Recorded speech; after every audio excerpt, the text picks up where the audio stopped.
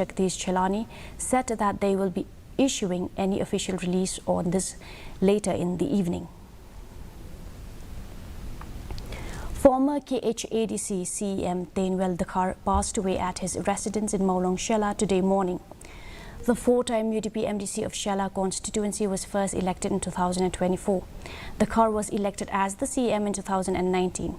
He had held several important positions in the council, including the post of chairman, leader of opposition.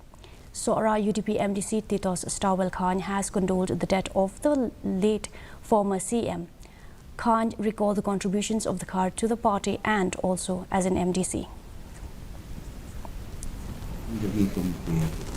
Para MDC kantang sebelah pengelam jadi MDC UDP di tempang di kejing susi kalau kejing duk nak kejing yang mengelam kejing buat ngapa tu ika kubur solam jadi bahi yang sem di kun di ilok kunjuk buat baru kita